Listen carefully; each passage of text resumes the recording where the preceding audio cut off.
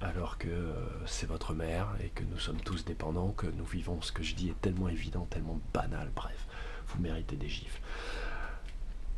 Mais je vous salue, je vous souhaite plein de protection, l'inspiration, la clairvoyance, la bénédiction autour de vous, en vous, au-dessus de vous, autour de vous. Je vous souhaite de prendre soin mieux de vous, et ça je me le souhaite à moi-même chaque jour, de prendre mieux soin de moi, et ainsi de suite. Donc il n'y a pas, encore une fois, il n'y a pas de jugement, il n'y a pas de péjoration, il n'y a pas de classe. Je regardais une vidéo de Hervé Ryssen qui parlait, qui en était encore la nécessité de respecter les intellectuels en France. Et lui-même commence sa vidéo en disant, après toutes les erreurs que les intellectuels ont fait, c'est une connerie de dire que les intellectuels ne servent à rien. Alors là, je me suis mordu le doigt. Le mec, il fait un salto arrière, boum, il tombe sur la tête. Et après, il développe ça. C'est-à-dire qu'il a le cou cassé, il te développe ça. Les intellectuels, c'est une caste bâtarde qui ne sert à rien, car sans spiritualité, il n'y a rien, et que contrairement à ce que pense Hervé Ryssen, qui reproduit l'économie usurière esclavagiste des ennemis que pourtant il nomme très précisément, il reproduit cette définition racialiste, c'est-à-dire il catégorise les gens. Il y a le peuple, c'est-à-dire une masse informe, on ne sait pas qui c'est. Tu fais partie du peuple? Toi, je sais pas, j'attends mon ticket. Et toi, tu l'as eu? Tu l'as eu? Non, non, tu l'as eu? Et puis il y a les intellectuels, parce que eux, en fait, ils sont nommés. Comme ils sont nommés, ils existent. La grande masse n'existe pas, puisque c'est une masse informe, c'est le peuple. C'est quoi le peuple? Le peuple, c'est quand tu fais partie du peuple. Tu fais partie du peuple quand tu ne participes pas aux décisions du pouvoir. Donc tu fais partie du peuple, Hervé Ryssen. Et te prétendre intellectuel et t'en extraire comme fait exactement Bernard-Henri Lévy, exactement la même, ou faisait ce crétin de Sartre. Je dis ce crétin parce que j'ai jamais aimé Sartre. Moi, c'est pas, je suis pas en frais, je l'ai écrit il y a 30 ans. Il y a 30 ans, tout le monde suçait la bite à Sartre. Moi, je l'ai écrit, vous pourrez le lire. Donc, je suis très à l'aise avec tout ça. Donc, tu fais pareil. C'est-à-dire que tu catégorises les gens, tu leur mets une étoile jaune, une étoile rouge, une étoile verte. Ouais, c'est fort ce que je te dis, mais c'est parce que tu es un bonhomme, tu comprends, tu es intelligent, et que tu ne ménages pas tes interlocuteurs. Donc voilà, je t'ai envoyé un petit message, et j'espère qu'on aura l'occasion d'en discuter, parce que il y a quelque chose que je respecte profondément chez les nationalistes et les patriotiques, c'est que contrairement à la grande masse de la plèbe ignorante qui passe son temps à s'insulter comme des cons et à juger dès que quelqu'un ouvre la bouche ou lève un doigt ou essaie de proposer quelque chose, leur tire dessus, au moins voilà, tu te positionnes, tu travailles, tu dis des trucs, et moi je dis respect. Et moi c'est des mecs comme ça avec qui j'ai envie de parler, c'est pas ces tas de merde, voilà. Et parce que mon ambition, c'est pas que je pense, enfin mon ambition, ma vue, comment dirais-je, mon état d'esprit. Mon état d'esprit n'est pas que je détiens la vérité, mais c'est que je sais que je grandis en me confrontant à l'autre. Je sais que je possède des informations que tu ne possèdes pas, et inversement, parce qu'on n'a pas été aux mêmes sources, visiblement. On n'a pas été aux mêmes sources. Voilà. Mais si on se base sur la science, si on se base sur les textes, si on se base sur tout ce qui on peut se baser, mais surtout sur notre bon sens, notre jugeote. Et là, il y a quelque chose qui est très important avec les informations et qui est aussi une façon de faire de l'Occident, c'est-à-dire qui sépare la chronologie, le temps. Et en fait, ce qu'il faut faire, c'est remonter au tout début. Le théorème de Pythagore, il a une origine. Je vais te prendre un exemple simple, Hervé. Il a une origine. Il vient de quelque part. Pi, c'est l'œil d'Horus. Tu vois l'œil d'Horus? C'est Pi. Voilà, c'est Pi qui est conservé pour l'éternité, pour toutes les générations. Les gens ne le savent pas, c'est pour ça qu'ils l'ont pris. Parce que pi, c'est la maîtrise du carré, c'est la maîtrise donc du matériel, c'est donc la maîtrise de notre dimension, c'est donc la colonisation de notre dimension. Tout ça est, voilà, parce que l'univers n'est que spirituel. Tout est son, il n'y a pas de matière, tout est son. Ouais, ça pète la tête, mais c'est comme ça. Donc il faut se baser sur la science, arrêter de déconner, et se rendre compte que si le théorème de Pythagore était en Égypte, si Pythagore, comme Aristote, comme Thalès, a passé 20 ans à étudier en Égypte, il l'a appris là-bas. Donc, on revient en Égypte, mon poteau. Et on s'assied à la table des Égyptiens et on voit comment ils pensaient, qui ils étaient, voilà.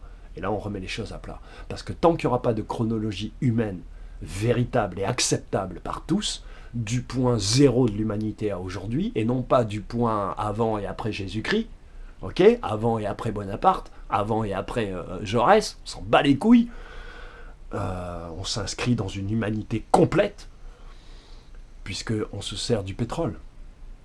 tous les matins, nos enfants mangent du chocolat. Et tous les matins, tous les habitants de l'Europe boivent du café. Donc ce que je dis n'est pas tout à fait idiot. Donc,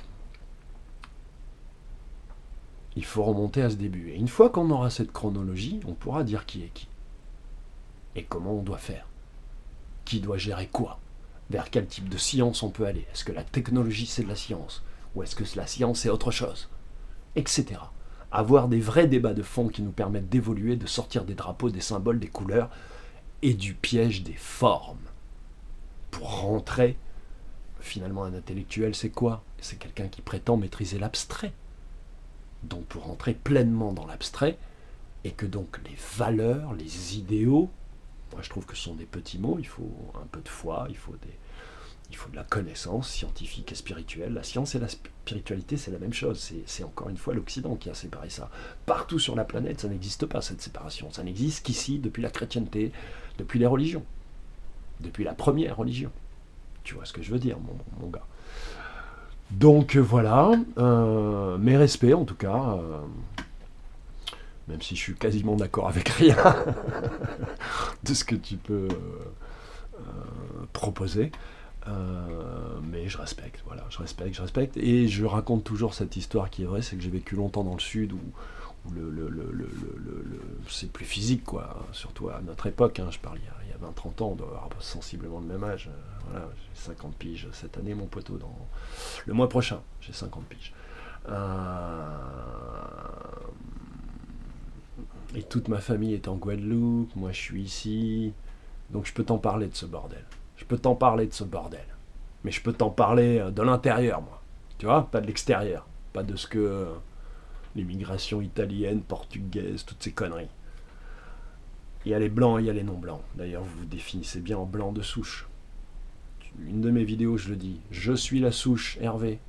Mes enfants sont les arbres et mes petits-enfants sont les feuilles. C'est de la merde, ce truc de souche.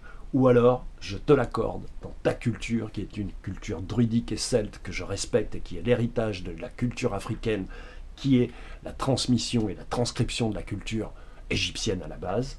On s'en fout des Sumériens et de leurs conneries de manipulation génétique. Donc, dans cette culture druidique, nous sommes des arbres à l'envers. Nos cheveux sont les racines, et nos membres sont les branches. Là, je te l'accorde. Sauf que nous ne sommes pas nés attachés au sol, mon poteau. Nous sommes des voyageurs. Donc, être de souche, à moins que tu sois réellement un jardinier ou un putain d'agriculteur, ça n'a aucun sens, mon poteau. Ça ne veut strictement rien dire. Tes souches personnelles, individuelles, ta sensibilité n'est pas celle de tout le monde. Et je t'ai envoyé d'ailleurs une petite vidéo où je traite du nationalisme et du patriotisme, et où j'explique cette différence fondamentale qu'il y a, à mon avis, et qui devrait nous amener au matriartisme. Tu vois, c'est pas joli. Non, il faut qu'on soit dans une matrie, c'est tout. Basta.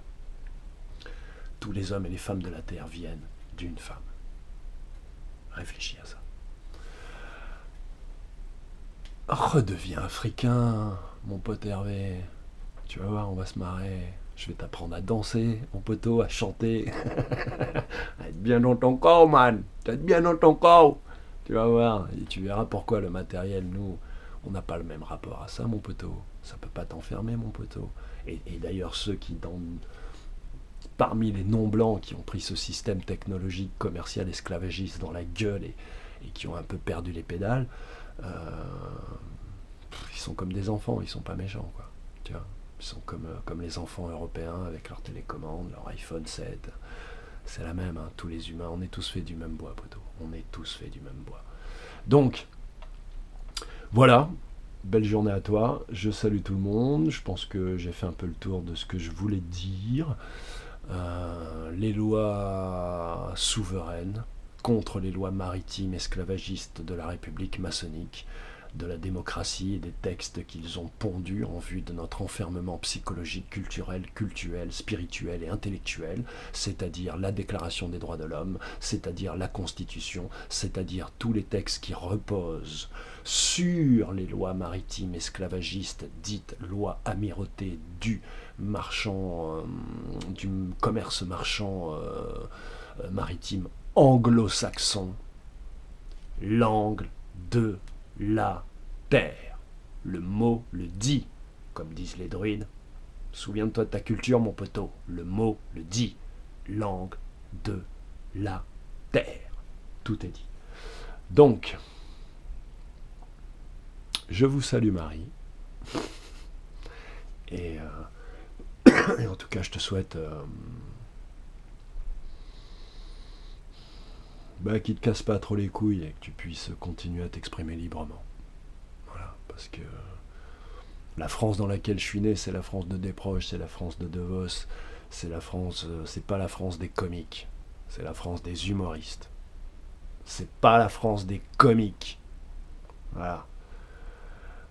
Donc ouais, j'ai aimé ce pays parce qu'il y avait de l'espoir. Il y avait tous les connards autour de moi, il y avait tous les connards autour des DeVos et des proches, mais il y avait DeVos et il y avait des proches, il y avait Coluche, il y avait, enfin voilà, il y avait du monde quoi, qui portait haut la très haute opinion qu'ils avaient de l'être humain, au-delà du français, au-delà de...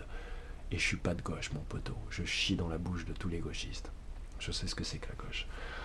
Donc je te salue, là au moins on sera d'accord. Et c'est en général là où on se retrouve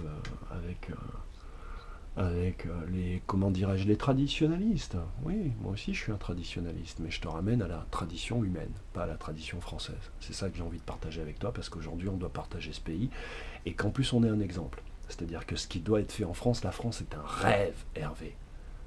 Et un rêve, il doit être créé. Mes enfants, mes petits-enfants, pour mes enfants, mes petits-enfants, la France doit rester un rêve. Bordel de merde, le jour où ça sera fixé, elle sera dead. Elle sera morte, pardon. Donc, pour qu'elle reste un rêve, pour que nous innovions, et pour que le monde suive notre exemple, parce que c'est ce que le monde attend, réellement, déposons les fusils, harmonisons-nous sur le langage, sur les points de référence, différencions au lieu de faire des différences, c'est-à-dire réunissons au lieu de séparer, et construisons, mon poteau. Voilà, construisons ensemble. Il y a quand même une grande similitude, même si tu te prétends athée, j'ai une vidéo qui parle des athées en 4 parties de l'athéisme. Voilà, tu vas être servi, mon poteau. Je veux bien que tu répondes, tu fasses une petite vidéo en répondant, mais il faut que tu sois, tu vois, c'est pas du ch'ti niveau.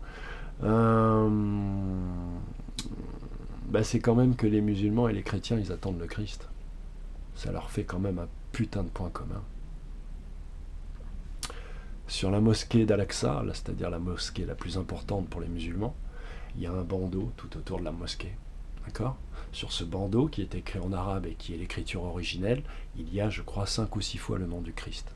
Pas une seule fois le nom du prophète. Tu entends ce que je dis ? 5 ou 6 fois le nom du Christ. Pas une seule fois le nom du prophète.